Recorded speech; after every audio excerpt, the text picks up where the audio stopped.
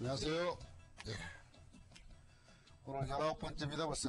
예, 좀 시간이 상당히 빨리 가네요. 지금 거의 한 5개월 정도 지금 하고 있는데요. 매주 한 시간씩 하다 보니까, 저도 어떻게 해서 여기까지 왔는지는 모를 정도로 지금 많이 말을 한 것 같아요. 그래도 오늘 또 합니다. 예. 그래도 말은 샘솟듯이 나온 것 같아요. 자, 부동산 요즘 계속 이 금리가 내려가면 올라갈 거 아니냐, 이런 것들 때문에 아마 상당히 관심을 많이 갖고 있는 것 같은데, 실제적으로 보면은 별로 움직이진 않죠, 지금. 금리가 지금 수신금리가 5%대라 그러면은 거의 안 준다는 거라고 볼 수뿐이 없는 그런 상태인데도 부동산이 안 올라가요, 지금. 그게. 이게 뭔 문제가 있는가? 그래서 오늘은 부동산 시장이 과연 앞으로 어떻게 될 것인가? 자, 이전까지 지금까지 올라왔던 거를 한번 총점검을 하고, 또 앞으로 부동산이 그러면 과연 이 돈이 여유장에 부동산으로 몰릴 것인가? 이걸 한번 집중 한번 분석을 하겠습니다. 예, 요즘 계속 신문지상이나 이 방송들 이렇게 보면은 경기 안 좋다, 계속 각 연구원들 발표들 보면 좋은 얘기 별로 안 나와요. 그냥 어렵다 소리만 나오니까 지겨워. 또 나오면 또 어려운 소리구나. 다 알아요, 그 얘기들을. 근데 실제적으로 분석해 보면은 실제 그런 문제가 있습니다. 제가 보니까 상당히 있어요. 경기가 그렇게 썩 좋은 건 아니다. 그래서 이전 같았으면 금리가 한 5% 정도 됐으면 지금 정도면 한 2배, 3배 정도는 부동산이 올라갔어야 돼요. 모든 대한민국 누구나 다 하다못해 집안에 있는 강아지도 땅 사야 되는지 아파트 사야 되는지 다 했어야 되는데 실제적으로 소리만 조금 나고 말더라고요. 자, 그 이유가 뭔가? 자, 유명한 경제연구소, 삼성경제연구소, LG경제연구소 계속 발표를 합니다. 근데 대다수 보면은 안 좋다 그래요. 불과 얼마 전에 나왔던 삼성경제연구소에서는 지금 상당히 좀 어렵지 않느냐. 조기 지나지 않으면 옛날 같은 상황이 오지 않느냐. 이런 경고성도 지금 발표를 하고, LG경제연구원에서도 지금 은행에서 돈을 꽂은 게요. 연체율이 자꾸 늘어난대요. 연체율이 늘어난다는 거는 돈을 못 갚는다는 소리 아닙니까? 그게 작년보다 연체율이 17%가 늘었대요. 그러면 그만큼 어렵다는 얘기 아닙니까? 그런 것도 분석이 됐고, 또 가계 대출금이 99년도에 25조 1천억, 2000년에는 47조 3천억, 많이 늘었죠. 그만큼 는다는 얘기예요. 그래서 2000년 말 현재 가계, 우리 일반 가정가계 전체 부채가 약 330조 원 된다 그래요. 하도 조소리를 만들어갖고서 그냥 대충 종가 보다 그러는데 330조면 우리 1년 예산이 100조입니다. 3배가 넘어요. 그러니까 엄청나게 크죠. 그 이자만 해도 한 가구당 약 269만 원 이자를 부담을 한대요. 그러니까 1년에 40조 정도 이자를 내야 돼요. 어렵죠. 돈은 많이 못 벌었는데 이런 것들도 나오고, 그래서 LG경제연구원에서는 이거 무슨 대책을 좀 해야 되지 않느냐, 금융비실 쪽에서. 그래서 소비자 워크아웃제도 도입을 해보자. 기업만 있는 건데 소비자에도 도입을 하자. 그리고 소비자 파산법도 보완을 하자. 이런 것들이 별로 좋지 않은 소리만 지금 나오고 있어요. 자, 이런 지금 현 상황에서 실제적으로 막 좋아진다 하지만 실제적 실물 경기는 크게 움직이지 않고 실제 내부적으로 보면은 부채가 상당히 많이 늘었다는 얘기입니다. 특히 요즘 같으면은 늘다 보니까는 제가 이제 은행 쪽에를 강의를 많이 나가다 보니까는 은행에서 카드를 많이 남발을 했죠. 그래갖고서 카드 쓰는 거에 70% 이상이 현금 서비스래요. 현금 서비스. 그러니까 카드 몇 개 만들어보면 이거 받아갖고 저거 갚고 또 저거 빼갖고 이거 갖고 하다 보니까 이게 연체되다 보니까 싹 터지는 거예요. 그래서 그런 문제들.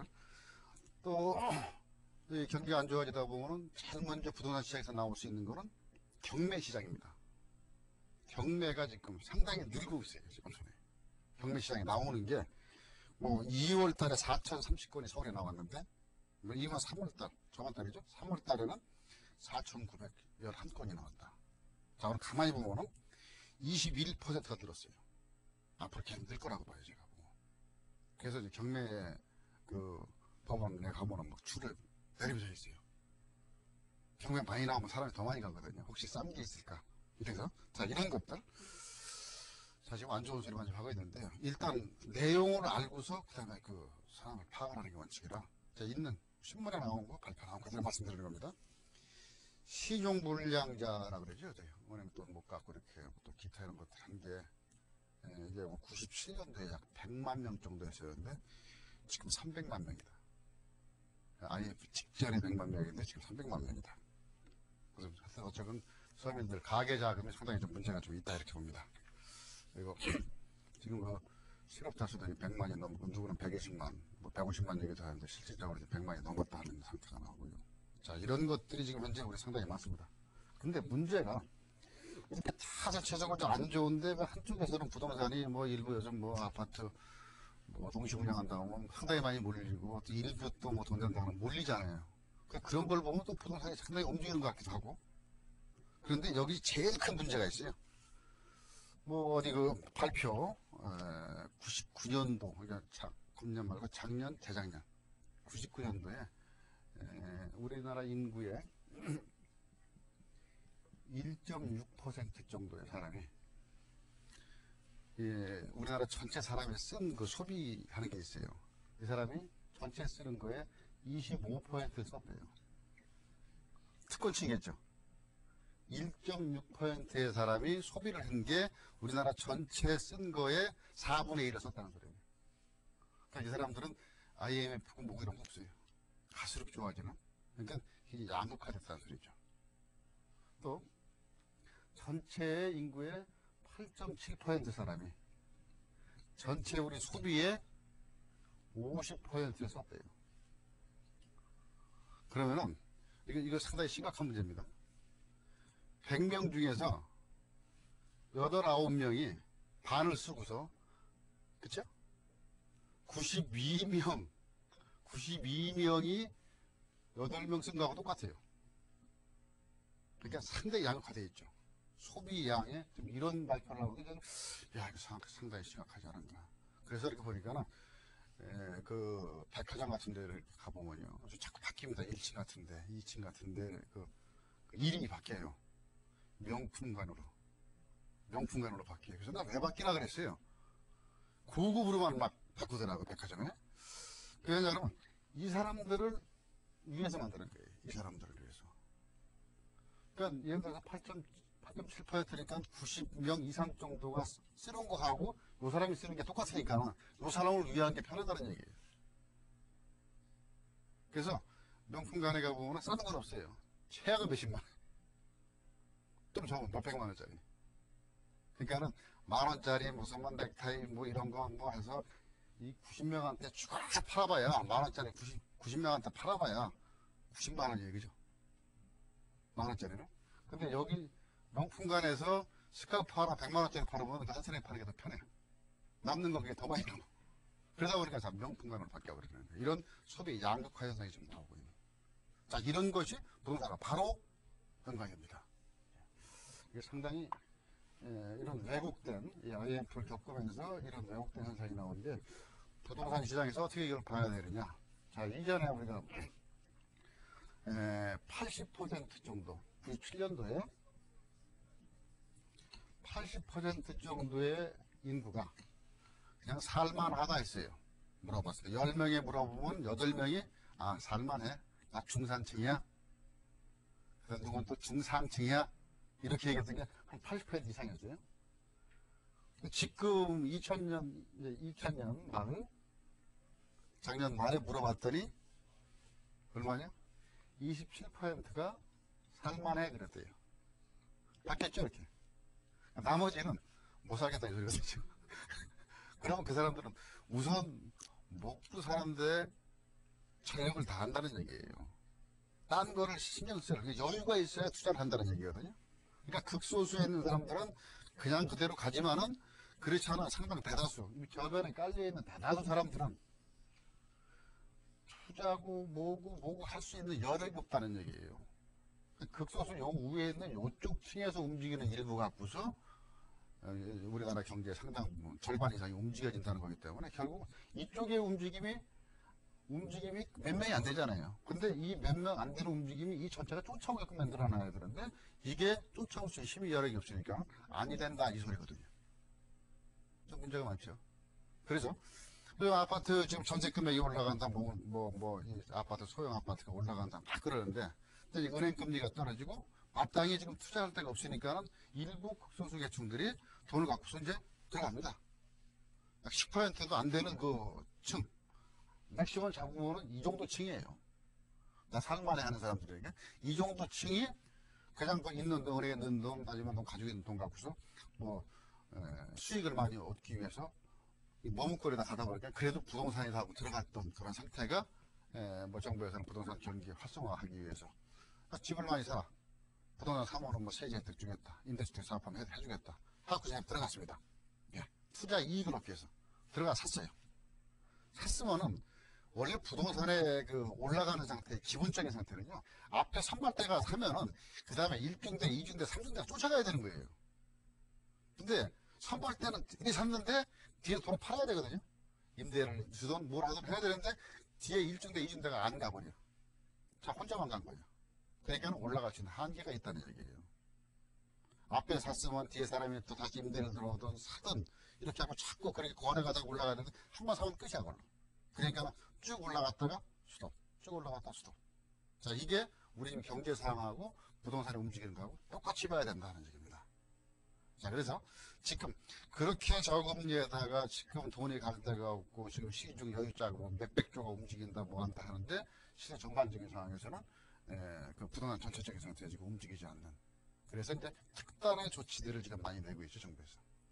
부동산 이제 경기 제일 그 경기 활성화시키기 제일 첫 번째가 이제 건설 경기 쪽을 움직여줘야지 이 저기 실업자들 건설 노동자라든가 이런 상태를 많이 줄일 수가 있는데 뭐 팔려야지. 그래서 요즘에 보면요, 작년까지 봐야 돼 대형 그 뭐 아파트 고급 이런 아파트를 많이 졌었어요.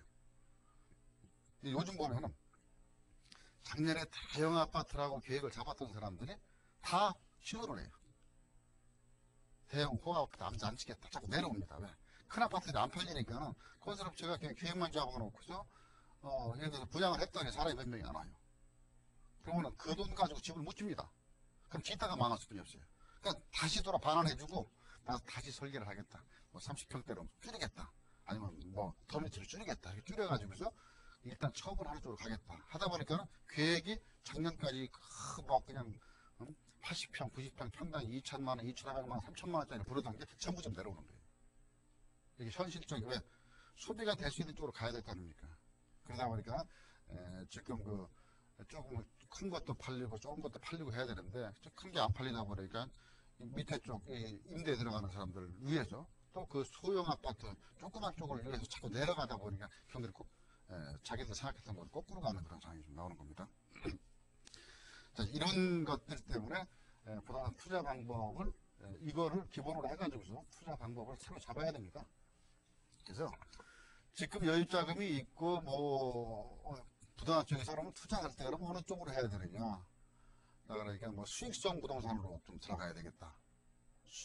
수익성이라는 게 내가 돈 투자해서 수익이 나올 수 있는 부동산이 있죠. 그게 이제 지금 얘기하는 뭐 임대주택, 그것도 그냥 월세로 다 받아먹는다 그런 생각을 하는데, 그다음에 상가, 뭐 아니면 원룸, 뭐 이런 것들을 위해서 수익성 부동산을 위해서 전부 다 일체적으로 매진을 전부 다 몰려 있어요. 몰려 있다 보니까 그쪽에서 일부 좀 움직입니다.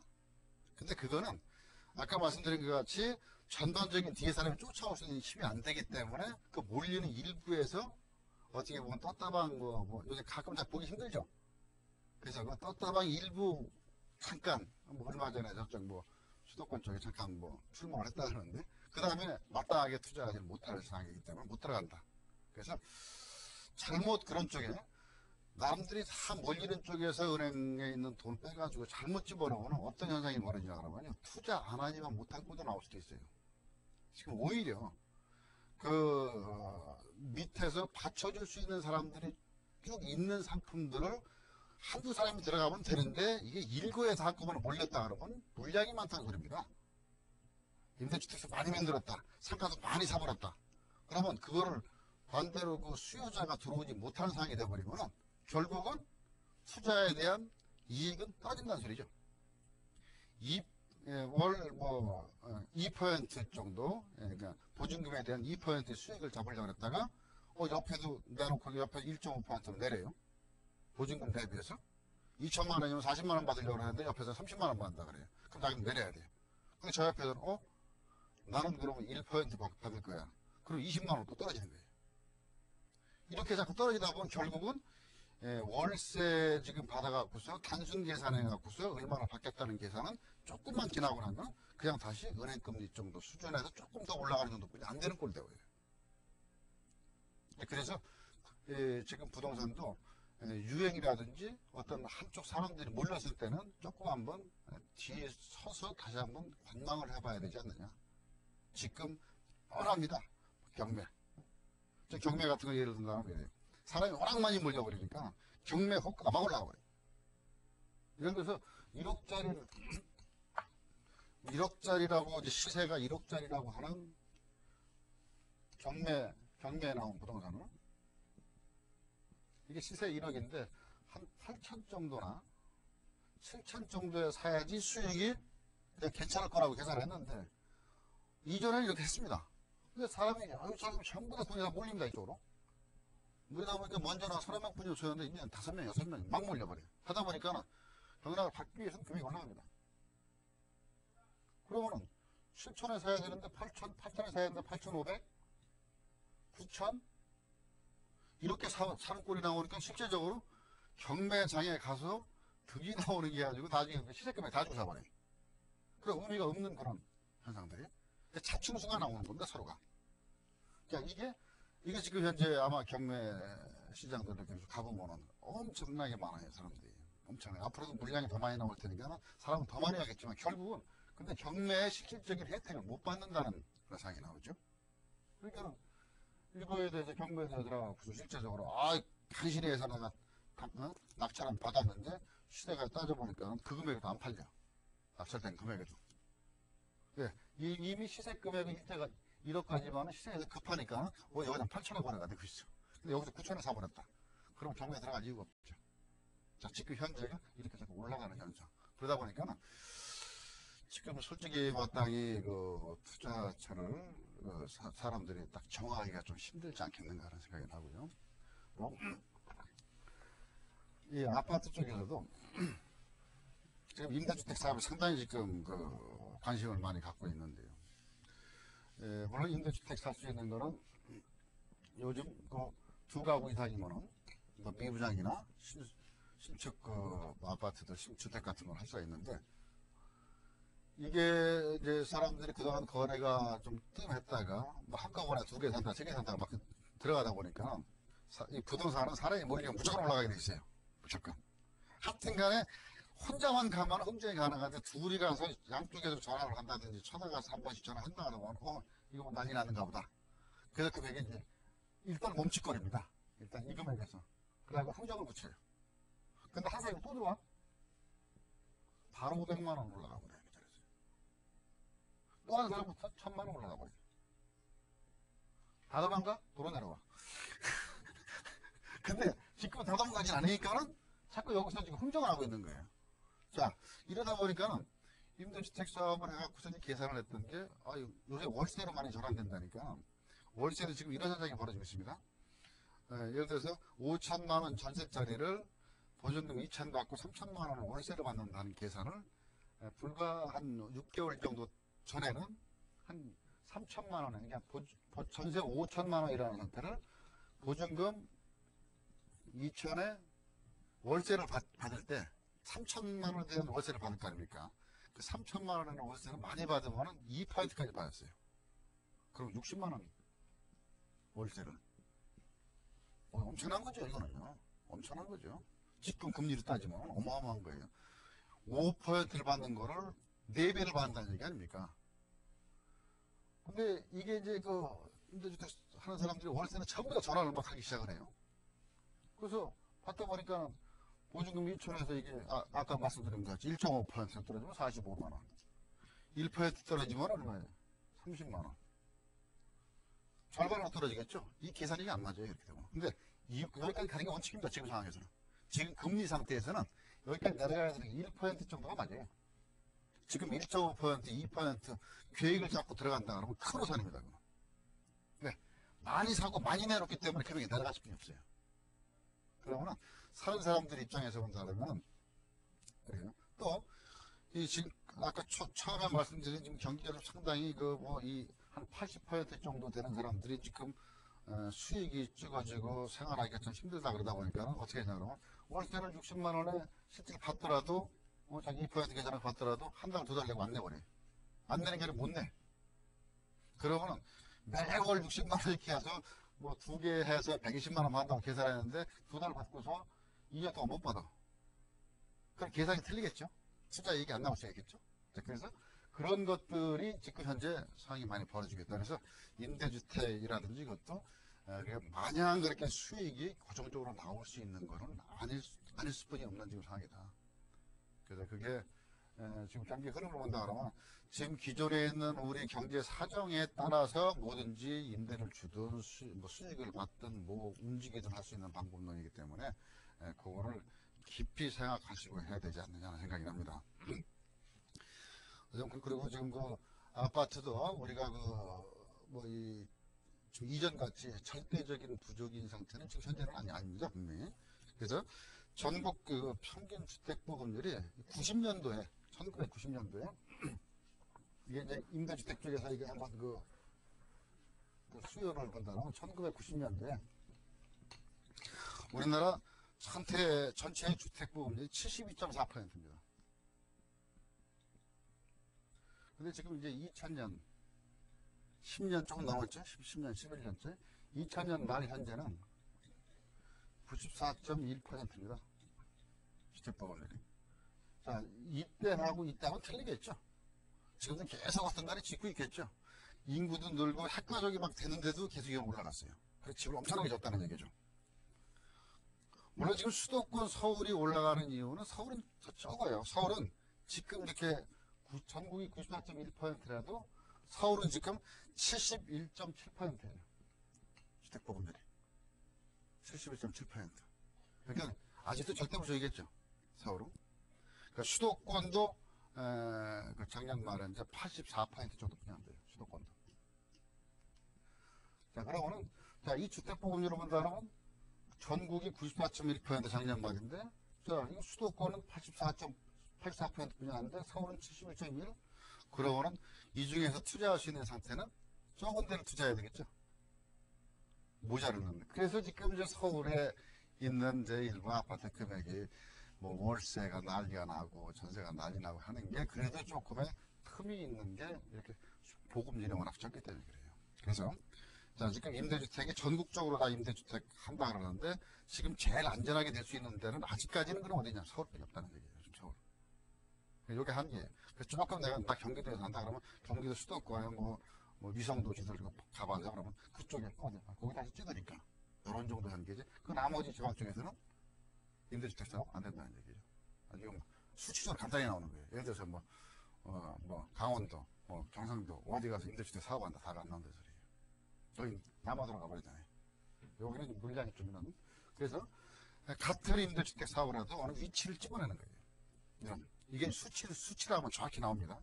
그래서 아까 임대주택 전국적인 상태에서 지금 임대주택 각 도시 한다 그러지만 우리가 지금 서울 쪽에서는 지금 그 어려운 경기 지금 그 상황을 벗어나왔어도 지금 강남 쪽에 있는 아파트 쪽이 지금 계속 강세를 지금 거의 평균 1000만 원이 넘었다 그러더라고요. 평균 금액이. 근데 그거를 어디 통계난 걸 보니까 강남 지역이 왜 잘 되는가. 제가 계속 할 수 없이 거기 특구다. 서울 특별시 중에 특구다 하는 얘기를 하는 게 그 교육 인격자원부에서 발표한 게 있어요. 그게. 그래서 2000년에 과외비 요새 많이 나와요. 과외비가 서울, 강남, 서초, 송파 이거 신문에 나온 겁니다. 서울, 강남, 서초, 송파 이쪽에서는 초중고등학교 1인당 1년간 과외비가 사교육비죠. 286만 6천 원이래요. 1인당. 평균. 근데 그 외의 지역, 서울의 그 외의 지역에서는 139만 1,000원이래. 절반이죠. 자, 이것도 부동산 값에 영향이 바로 셉니다. 이렇게 돈을 많이 쓰는 데는 가격이 올라가죠. 그러니까 천성, 그 투자처가 제일 그래도 안전하게 잡을 수 있다 그러면 서울에서 강남이, 강남이 천장 부지로 올라가는 게 계속. 그래서 앞으로 제가 봐서는 강남 쪽에 지금 거기에 시한폭탄이라고 그래요. 시한폭탄이 항상 걸려 있는 게 서울 쪽에서. 자, 다른 주변 지역에서 지금 유별나게 나올 수 있는 건 신문방송에 쭉 나오고 어디가 올라갔다 나오면 강남에 이유가 없어요. 그 일부 조금 하면 분당 좀 올라갔다 그러고. 근데 그게 지금 시한폭탄으로 갖고 있는 게 재건축입니다. 재건축. 서울 5대 전국도 재건축 있죠.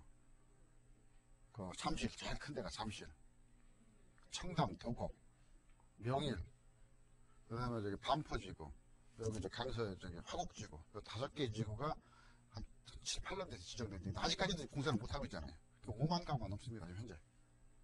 근데 그거 이제 가셔야 되는 게 그냥 하반기부터 가셔야 돼요. 이제 뭐 한쪽부터 이제 순서 재입복해 하고 시작하겠죠.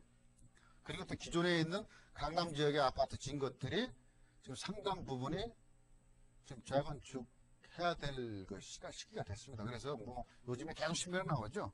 뭐 저기 청담동에 무슨 뭐 아파트가 뭐 어디 재건축됐다, 뭐 가락동에 시장 아파트가 됐다, 뭐 이런 것들이 계속 나오는데 그런 것들이 두드려 보시면은 결국은 만각을 두드려 보시면은 만각에서 그 상당 부분이 그 인근으로 가야 되니까는 자기 그 사는 그 반경대로 가야 되니까 그 사람들의 그 앞으로의 그 수요가 예상이 돼 있기 때문에 계속 올리는 거라고. 근데 이거를 일반 사람들한테는 전체적인 상태에 올라가는 거로 보는 게 지금 잘못되는 거예요. 이건 요 지역의 특수성에 의해서. 그래서 이렇게 지금 경기 이 상황에서도 그래도 어느 한쪽이 올라가는 쪽이 있다. 그런 거는 그런 특수성. 그래서 지금 서울시에서도 그 재건축 쪽으로 어떤 식으로 하도 저게 뜨거운 감자나 요즘 뭐 TV나 방송 보면 무슨 호박 같은 거 막 서로 던지고 그러더라고요. 뭐 1분 안에 뭐 누가 받으면 터지는 식으로 서로 던져요. 이게 던지고는 받자마자 던져요. 뭐 공중에 터져야 되는데 받은 사람이 터지면 놀라잖아요. 그러니까 지금 이게 언제 터질지 모르는 그런 상황이거든요. 그래서 지금 뭐 일부 부동산을 좀 움직일 수 있는, 그나마 부동산을 좀 움직였다 하는 게 강남 쪽에서 그렇게 나올 수밖에 없다는 거. 그리고 느닷없이 재건축을 하면은 뭐 금방 붕어박쥐듯이 찍어낼 수가 없으니까 상당한 기간, 저도 몇 년 정도 시간이 좀 나올 수가 있다 이렇게 봐요. 그래서 근데 그게 또 사례에 많이 몰리다 보면 어떤 현상이 납니까? 자, 금액은 좀 올라가죠? 그래서 또 실수금도 없어. 그래서 잠실이나 뭐 이런 쪽에 이전에 재건축한다고 투자한 사람이, 맨 처음에 투자한 사람은 지금까지 보니까 실속이 없었다 그러더라고요. 여태까지 버텨봤더니 말만 오르고 내리고 했지 팔아보지도 못하고, 그리고 한 7, 8년 버티다 보니까 이제 나이도 먹고 앞으로도 한 7, 8년 기다려서 그 4명에 다시 그 집에 들어가 볼까? 이제 꿈도 어떻게 보면 좀 자꾸 사라지는 그런 현상이 나. 근데 이게 5개 지구가 한꺼번에 못 지니까 한 개 한 개씩 짓다 보면은 실제 1년에 한 단지씩 하더라도 5년 걸려요. 근데 5년 걸리더라도 너 그러면 바로 부시지 못하거든. 그럼 거기에 세입자들이 있으니까 세입자들이 나가려고 하면 시간이 상당히 걸립니다. 그 사람들 갑자기 갈 데가 없으니까 그러면 또 한 1년, 2년 갈 수도 있고. 그러다 보면 제일 늦게 운이 나빠갖고 제일 늦게 걸리는 사람은 그 재건축 쪽에 하는 사람은 10년 뒤 아니면 15년 뒤에 들어갈 수도 있어요. 그래서 절대 그쪽에 투자한 사람들이 건강 조심해갖고 아령도 하시고 체력단련을 하셔갖고 들어갈 때까지 오래 하셔야 돼요. 그렇지 않으면 못 들어가는 것인데 이미 7, 8년 기다렸잖아요. 근데 앞으로도 뭐 길게 보면 10년까지 볼 수 있다 그러고는 못 볼 수도 있다. 그래서 그 올라가는 그 투자가 무조건 이렇게 돼서 올라가는 게 그냥 현재 금액에서 고정돼 가지고 사람이 3원은 올라갈 수 있는데 자꾸 변동이 되니까 그게 그거라는 얘기예요. 그리고 지금 요즘에 아파트 뭐 동시 분양 뭐 하면서 사람들이 좀 몰리고 하지 않습니까? 자, 요즘에 아파트 동시 분양하는 것들 이렇게 보면은 전부 다 지금 분양가 자율합니다. 분양가 자유라는 얘기는 어느 사람 자기 마음대로 자기 이익이 뭐 다른다는 얘기예요. 그러니까 실제로 어떻게 보면 자갑을 다 주고 산다는 얘기거든요. 자갑을 다 주고서 그 다 주고 사고서 거기서 올라가는 걸 기대를 하려니까 상당히 힘들죠. 그러니까 이전같이 지금 뭐 마땅히 갈 데 없다고 해서 일부 좀 모였다가 혹시 노얄층이나 되면은 사고 아니면 해약을 해버리는 그런 현상이 지금 나오는 거거든요. 그래서 그런 거 뭐 몇 대 1이다 뭐 지금 가끔 신문에 이제 뭐 기사거리라고 해서 크게 치고 나오는데 실질적인 상태로 본다 그러면은 그렇게 큰 이득을 이전 같이 한 4, 5년 전 같이 뭐 당첨되면은 뭐 분양 받아버리면 왕창 보는 그런 상태는 아니다. 그래서 실제적으로 사람은 갔대 나중에 보면 쭉쟁이만 나오고 좋은 것만 골라서 계약을 하고 나머지 계약을 안 한다는 소리예요. 그래서 그런 것들의 문제들. 그래서 잘 골라서 투자를 해야 될 것이다. 그래도 요즘에 뭐 그 신문에 광고가 많이 나옵니다. 지금 이제 돈이 갈 데가 없다 그러니까 이제 부동산 쪽으로 분명히 돈이 몰린다. 뭐 몰릴 수뿐이 없는 상황은 맞아요. 근데 정확한 어떤 그 상황이 나오면 가능을 할 텐데 지금은 다 그 비슷비슷한 이전에 큰 느낌을 주지 않는 것들이 나오니까 마땅히 못 들어가고 한번 가서 쳐다를 한번 보고 눈만 쳐다보고 그냥 오는. 그러니까 어떻게 그 팔려는 사람은 양만 올리죠, 그죠? 사람 많이 왔는데 실제 계약을 안 해버리니까. 그래서 요즘에 이제 신문에 광고를 엄청나게 냅니다. 자, 부동산으로 뭐 변화가 됐다. 그래서 신문에 광고, 뭐 부동산 광고 제일 많을 거예요, 아마. 그러니까 어떤 이제 광고들 보면 이래요. 아, 우린 집 줘놓고 판다. 광고 나오죠? 집 줘놓고 판다. 실물이다. 이렇게 해서 광고를 내요. 골라야 살아. 솔직히 원래 보면 집을 져놓고 팔아야 되는 게 원칙이에요. 집 져놓고서 그 아파트 들어가고 1층이나 2층이나 햇볕이 들어오느냐 차 소리가 들리느냐 다 보고 사야 되는 게 원칙이에요. 근데 그걸 자랑스럽게 써내요. 근데 그걸 이면으로 들여다보면 그게 3년 전부터 분양을 하다 안 된 거였어요. 그러다가 집이 다 져져 있어. 그런데 지금 이제 광고는 그렇게 해요. 우린 다 집 져서 판다. 답답하려고 그러죠. 뭐 그렇게 파는 사람은 얼마나 답답하겠어요, 이거. 집 따져놓고 안 팔리니까. 근데 실제적으로 우리 보면은 집을 지어놓고서 보면 잘 거래가 안 돼요. 눈으로 보면은 실제 실물을 보다 보니까 한 흠만 잡게 돼 있어요. 뭐 앞에가 막혔네, 뭐 문고리가 왜 이래, 뭐 등이 좀 이상해, 방바닥이 뭐 이게 왜 마루가 아니야, 뭐 이런 식으로 흠을 잡게 돼 있기 때문에 그러니까 많이 나와요. 자, 우리가 지금 이제 실물 미분양이라는 거 준공 후 미분양이라고 그래요. 이제 그게 오리지널 미분양은 그런 물건들을 딱 봤을 때는 우리가 진짜 이건 살만하다 좋다 하고 골라 살 수 있는 거 이제서야 경기가 좀 안 좋아지니까 사람들한테 우리들이 실물을 볼 수 있는 상태가 나오는 거예요. 근데 앞으로는 분명히 집을 져놓고 팔아야 되는 게 원칙입니다.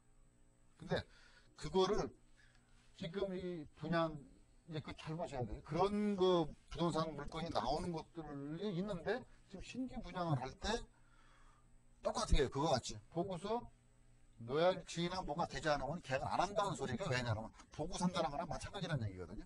예전같이 무조건 막 1층을 주든 꼭대기층을 주든 뭐를 주든 간에 주면 고맙습니다 하고 받았어요. 왜?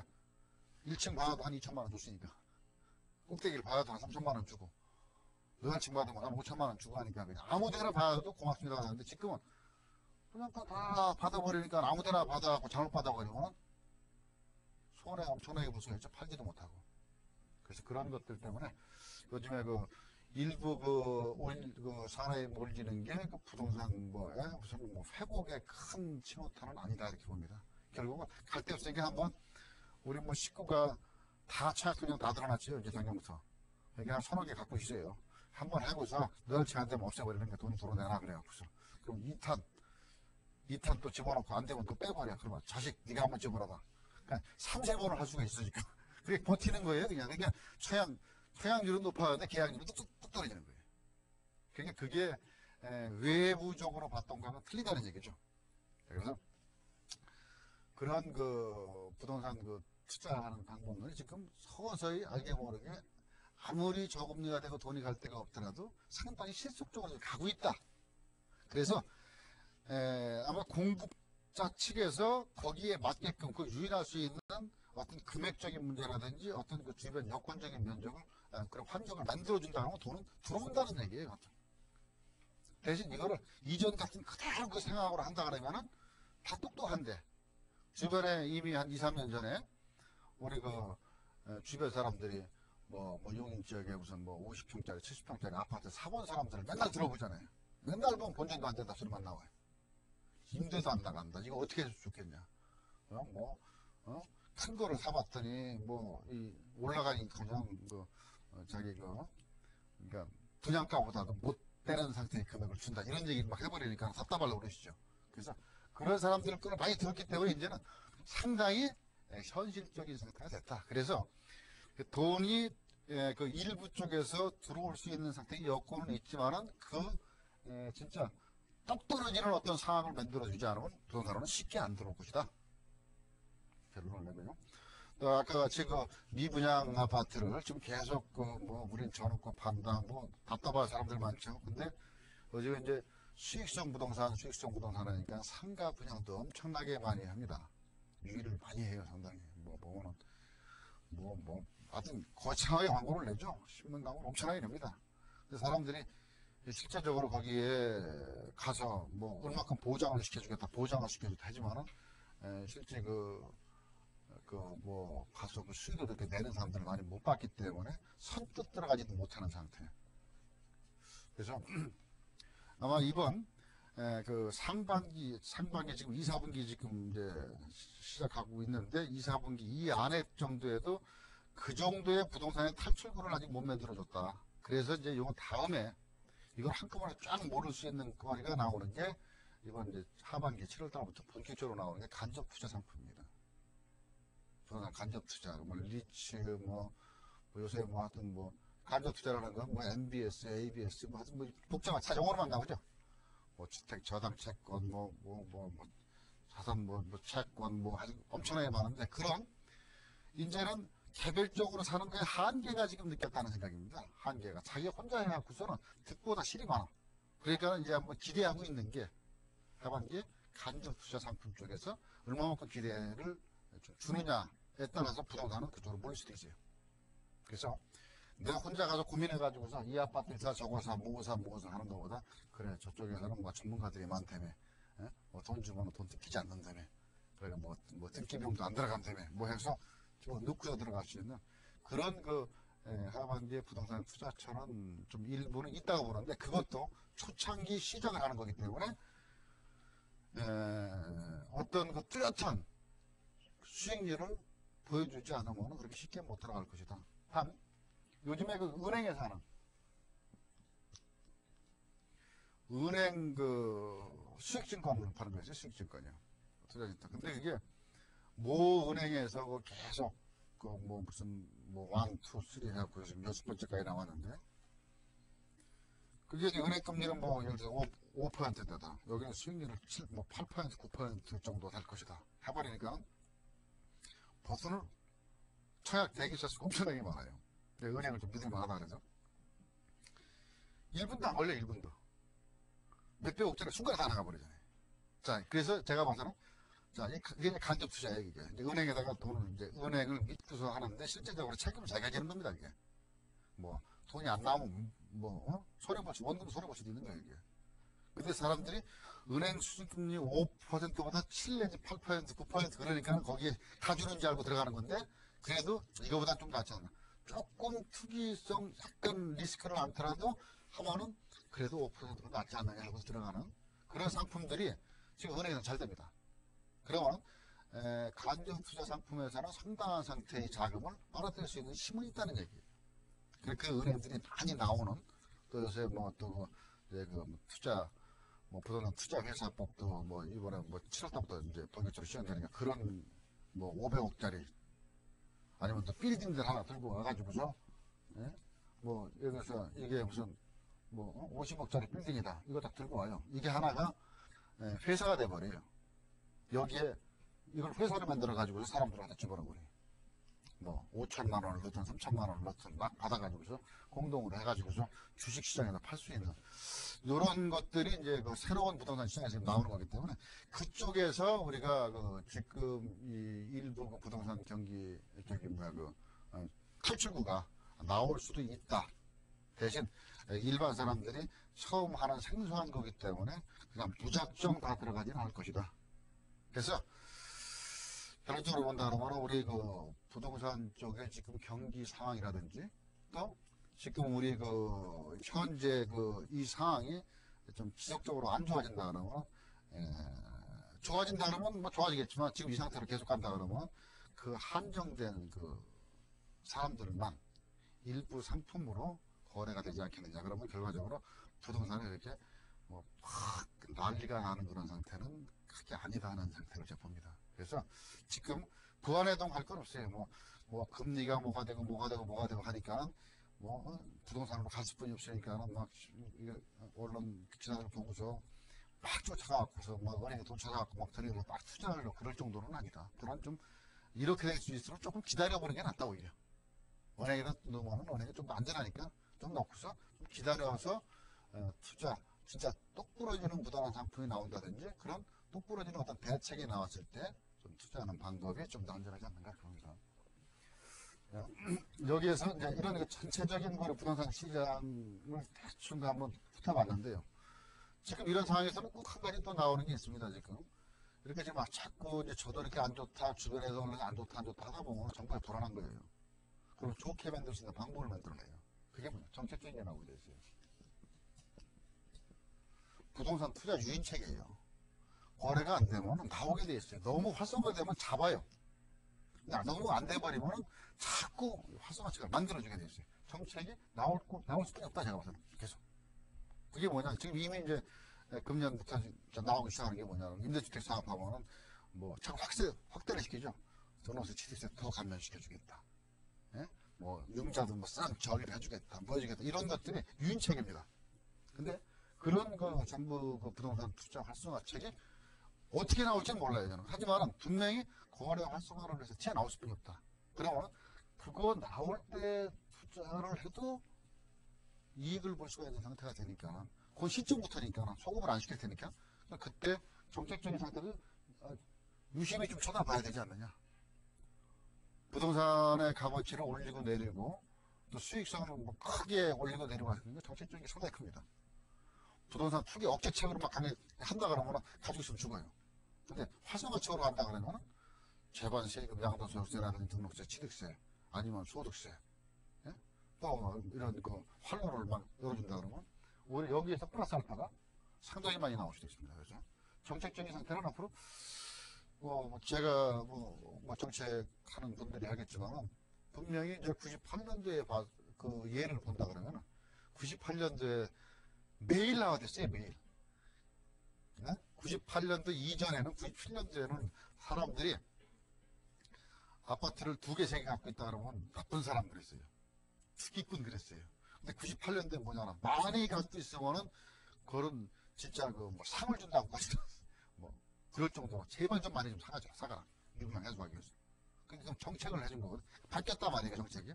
98년도 이전에는 많이 갖고 있으면은 투기꾼으로 몰았고 98년도부터는 안 팔려고 이렇게 미분양이 쌓이니까는 많이 사는 걸 권장해서 많이 사는 사람을 애국자로 볼 수 있는 그런 상태가 98년도에 봤거든요. 그럼 다시 지금이 좀 안 좋다 하다 보면 그런 정책적인 배려가 나오지 않겠는가. 그러니까는 뭐 어떤 그 세금 제일 쉬운 건 세금 혜택이라든지 뭐 허가제 뭐 이런 것들 지금도 이전에 많이 풀었지만 그런 것들에 대한 개발에 대한 상태 이익들도 뭐 상유시켜 주겠다는 것들. 자 이런 정책적인 상태는 지금 많이 나올 수 있다. 그래서 제가 이제 플러스적인 상태 입장, 부동산 시장에서 플러스적인 입장은 정부에서 발표하는 그 부동산 활성화책을 좀 뭐 제가 예단하는 게 아니라 나올 수뿐이 없다고 제가 보거든요. 어떤 방법이든 간에. 그러면 그게 하나의 일부가 뭐냐 그러면 간접 투자 상품도 결국은 투자 유인책이에요.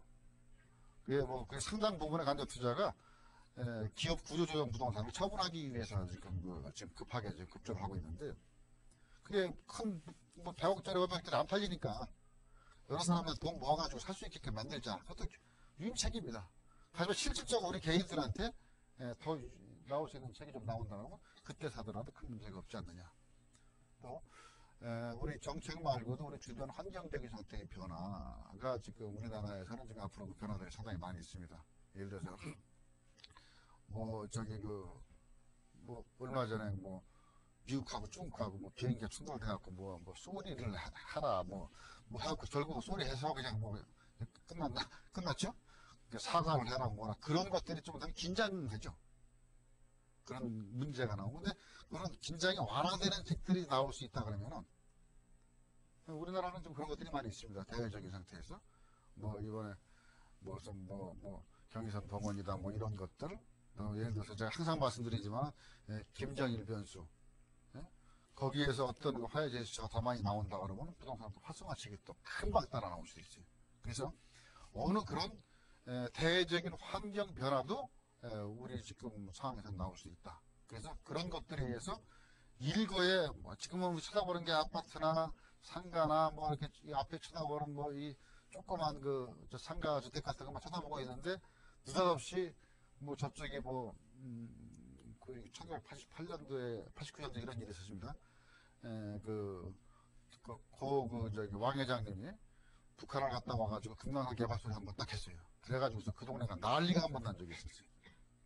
맞아. 가서 삼바산 그 근방에 막 고성이 가지고 쳐가지고 난리가 난 적이 딱 한두 달 같지만은 난리가 한번 그런 거 같은 어떤 핵폭탄 같은 그런 상황이 나온다 그러면 일거에 들어갈 수도 있어요.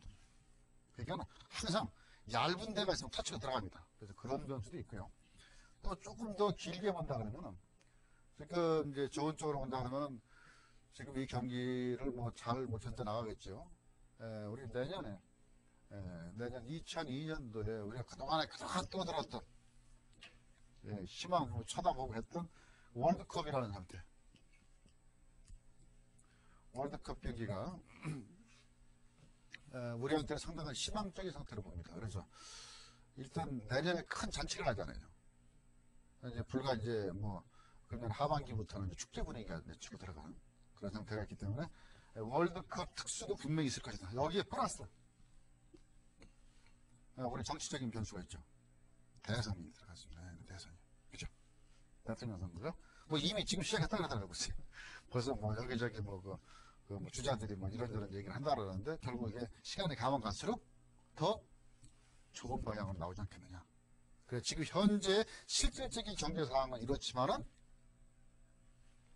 앞으로 이런 대선이라든지 월드컵이라든지 이런 큰 호재들 그리고 또 김정일 변수라든지 북한 이런 다양한 폭탄들이 지금 몇 개 있어요. 그러니까 이게 우리가 경기가 안 좋고 하면 이런 게 잘 된다며요. 도박이 잘 된다며요. 한 방에 벌으려고. 그러니까 지금 없는 사람들도 이런 게 막 터져버리면 있는 것만 털어가고 한 번에 들어갈 수도 있어요. 그 도박 심리가 보상 심리입니다. 그동안 몇 년 동안 못 보냈으니까 한 번에 그냥 왕창 본전을 좀 찾아야 되겠다. 그런 심리들 때문에 부동산은 분명히 하반기에부터는 이런 것들이 상당한 변수가 복합적으로 한다면 더 실효 효과가 나올 거고 이런 상태가 있기 때문에 제가 전체적인 상태의 부동산 현재 경기 상황보다도 이 앞으로의 경기 상황으로 본다 그러면 좋아지는 변수가 더 많다 이렇게 봅니다. 그래서 지금 현재 단순하게 아파트니 뭐니 아니 보이지 않는 더 전체적인 부동산 시장에서 어떤 상황이 나올 수가 충분히 예견돼 있다. 그래서 지금 당장 눈앞에서 움직이는 것보다도 조금은 쳐다보면서 이런 정책적인 국내적인 그다음에 정치적인 이런 것들이 플러스 알파가 한쪽으로 집중되는 게 2002년입니다.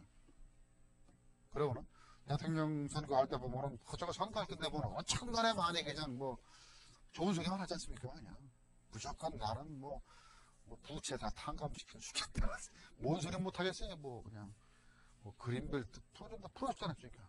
그런 공약이 막 나오게 돼 있어요. 그러면은 어쨌든 간에 들뜨게 돼 있어요. 그래서 무슨 세금 같은 것도 줄여주겠다, 해야겠다. 요즘도 조금 나오죠. 그게. 그래서 그런 것들의 변수로 본다면 부동산 금융 하반기부터는 의외로 지금 현재 제가 처음에 말씀드린 죽었다 하는 생각보다는 꼭 뒤집어 보면은 살았다 하는 생각도 볼 수 있어요.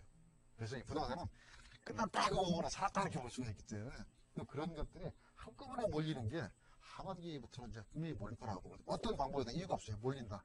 그러면은 2002년 이후에는 모르겠어요. 저는. 2002년 이후에는 어떤 상황으로 나올지 잘 모르겠어요. 왜? 이때 막 풀어줬다가 다 거들나가고 2002년 이후 될지 그건 뭐 하지만 그 안에까지는 움직여줄 수밖에 없는 여건이 있다.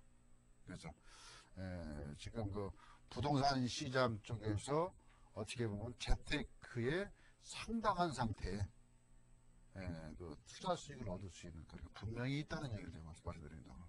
그래서 지금 그냥 그 현실적으로 현재 지금 떨어진 상황에서 뭐 안 좋다 실업자가 100만이 넘었느니 뭐 우리나라 뭐 양극화가 됐느니 뭐 그냥 부채가 늘었느니 뭐 이런 뭐 누구 얘기는 또 강한 얘기 이런 얘기를 해요.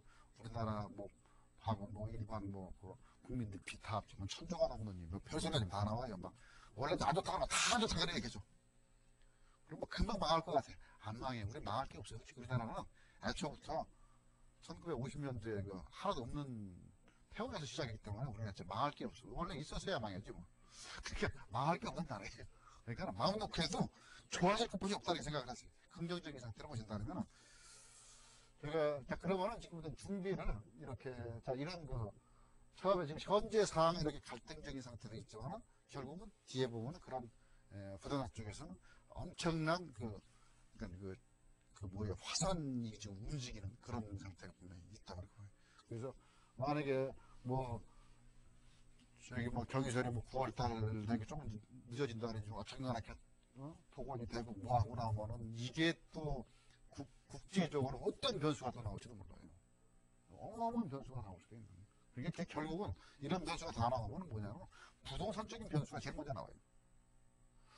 길을 뚫든 물을 뚫든 하다 보면 뭐 땅에 집을 짓든 뭐 해야 될 거 아닙니까? 그래서 그런 그 어떻게 보면 처녀지 같은 부동산 시장에서 새로운 상태의 시장들이 지금 현재는 안 보이는 것 같지만 다 이렇게 상연되고 있다 지금. 그리고 제일 큰 게 뭐예요? 지금 전쟁 위험은 크게 없어졌잖아요. 예? 이전에는 맨날 끝나가면 불바다가 된다느니 뭐가 된다느니 항상 맨날 떠들고 떨고 다녔었는데 이제 그거는 없으니까 좋아질 수뿐이 없는 상태뿐이 없다. 자, 제가 오늘 이게 긍정적인 상태에만 말씀을 위로하려고 하는 게 아니고 부동산 측면에서 봤을 때 실제 실제적인 상태가 아 그렇구나 했던 이해가 되죠. 예. 자 우리나라 좋은 나라예요. 우리나라 비싼 나라예요. 땅 부동산 쪽이 지금 현재 조금 어려운 상태가 있지만 앞으로는 진짜 상당한 상태의 부동산 투자 상품이 다양하게 나온다. 간접 투자 상품이 다양하게 나와요. 그리고 그 변수들 그리고 투자할 수 있는 게 100만 원 갖고 부동산 투자할 수 있는 정책 시장도 나오는 거 아니에요. 간접 투자가. 그러니까 예전같이 나 한 5천 있어야 돼, 1억 있어야 돼. 이거 아니면 부동산 투자 못해. 그리고 이제 요새는 초등학생들 이제 그 모아가지고서 조금 늘은 거 갖고 나 부동산 투자하러 간다고 소리 나와요. 50만 원 모았다고 투자하러 간다고 소리 나와요. 자, 그러니까 전 국민의 부동산 투자, 전 국민이 부동산 투자할 수 있는 그런 시장. 거기다 이런 변수들. 자, 제가 지금 이게 부동산 예측을 하는 거는 보면 어떤 근거를 갖고 예측을 합니다. 근데 그 보통 우리 부동산은 적어도 1년, 2년 정도를 보고 하셔야 돼요. 근데 우리가 너무 지금까지 바로 앞에 안 보고 투자를 했어요. 바로. 그러니까 오늘 올라가는데 내일 가보면 계약금 넣었는데 내일 떨어진다 그래요. 근시안적인 상태. 성질이 급해서 그래요. 그래서 부동산은 적어도 아무리 짧아도 1년을 봐야 돼요. 1년. 수익권 아닌다면. 1년, 2년 정도는 봐야지. 계약금, 중도금, 잔금 내는 게 좀 느린 사람은 3개월, 6개월도 걸려요. 그죠? 근데 그러면은 가지고 적어도 잔금 내고 한 6개월, 1년을 갖고 있어야지 올라가는지 내려가는지 봐야 되는데 계약금 내는데 올라간다, 떨어진다. 어떤 사람은 부동산 사가지고 계약금 내고서 그래요. 바로 물어봐요. 지금 얼마나 올라갔습니까? 그거는 저걸 하는 게 낫죠. 경마장 가서 갔다 그냥 그날로 바로 눌러버리는 게 낫죠. 그죠? 그래서 좀 여유 있게 시간을 좀 쭉 잡고서 하는 마음. 그리고 앞으로 이러이러한 복병보다도 이러이러한 호재들이 많이 있구나. 그러면 여기에 투자할 수 있는 방법이 뭐다 하는 것들을 좀 보셔야 될 거라고 봅니다. 내가 뭐 처음에 한 얘기할 때는 고춧가루를 확 뿌린다고 생각했었는데 뒤에 보니까 고춧가루가 아니었구나 하는 생각이 나겠죠? 자, 우리 지금 전체적인 우리 부동산 시장이 지금 어떻게 보면 정중동일하게 제가 볼 수 있거든요, 결론이요. 근데 크게 움직이지 않는 것 같으면서 좀 아는 사람들 중에서는 지금 속에서는 엄청나게 움직이고 있습니다. 지금 그게 이제 선수들이 움직이는 거예요. 근데 우리 이제 어떻게 보면 초짜들이 앞에서 까짝까짝 하는 거지, 실제적인 상태는 보이지가 않아요. 바닥에서.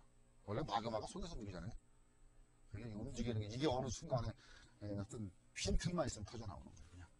터져나와서. 그 자금력은 있어요. 그러니까 우리가 아무리 무서운다 하더라도, 그 기본적으로 좀, 뭐, 굶어 죽는 사람 없잖아요. 그래서 그런 그 부동산 시장을 한 적어도 몇 달 정도 이상은 쳐다보고서 부동산 계획을 잡는 게 현명하지 않을까 하는 거로 해서 오늘 지금 1, 4분기하고 2, 4분기 지금 현재까지 부동산이 너무 좀 침체되어 있지 않느냐, 또 어떻게 보면 또 일부도 모르는 사람은 너무 그 근시안적으로 좀 보지 않느냐 해서 좀 전체적인 좀 맥을 좀 잡아드렸습니다. 그래서 앞으로 부동산 투자하실 때 다양한 방법도 있고 호재도 많고, 그러니까 요 어떤 시기가 어떻게 보면 부동산 시장에서 진짜 오기 힘든 그런 투자의 적기도 될 수 있다, 이렇게 봅니다. 그래서 이번 기회가 이제는 우리 부동산 시장에서 이런 얘기를 합니다. 진짜 몇십 년 만에 한 번 올 수 있는 기회도 될 수 있다. 지금 이 시장, 이 정림동이기 때문에. 자, 여기에 맞춰서 부동산 투자 계획을 세워보십시오. 자, 오늘 강의 이거로 마치겠습니다. 감사합니다.